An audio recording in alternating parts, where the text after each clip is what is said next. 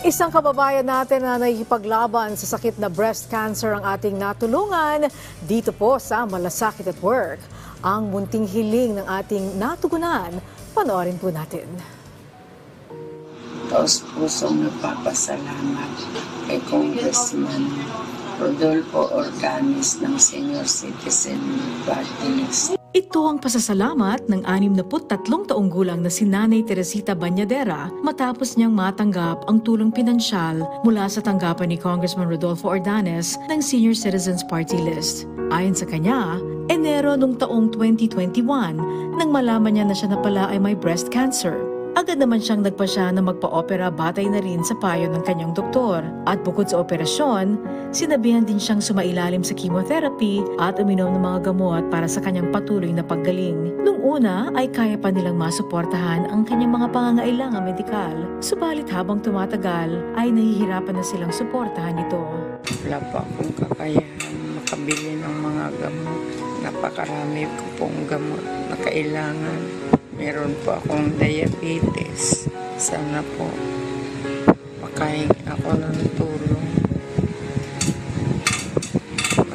Maraming salamat po. Dahil sa kanyang kalagayan, minabuti na ng Malasakit at Work na ihingi ng tulong si Nanay Teresita sa tanggapan ni Senior Citizens Party List Representative Rodolfo Ordanes. Bagamat hindi niya nasagot ang aming tawag dahil kasalukuyang nakasalang sa budget hearing ang mambabatas, isang pangako naman ng kanyang ipinaabot kay Nanay Teresita. Ito ay ang tulong na kanyang kinakailangan. Ilang araw lang ang lumipas ay natanggap na ni Nanay Teresita ang financial assistance mula kay Congressman Ordanes ng Senior Citizens Party List.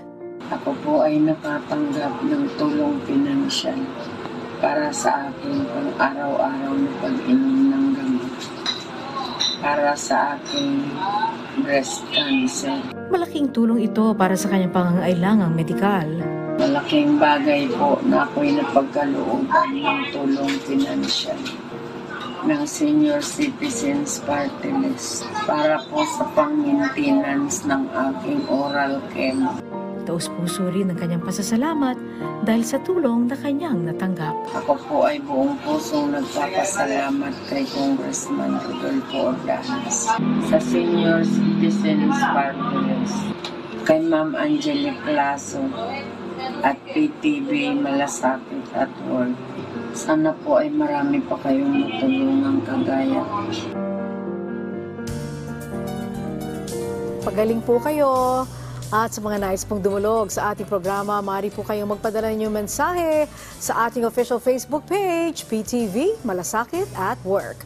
Maaari kayong mag-message sa PTV Malasakit at Work at gmail.com. At huwag niyo rin pong kalimutang i-like, i-follow at i-share ang aming page.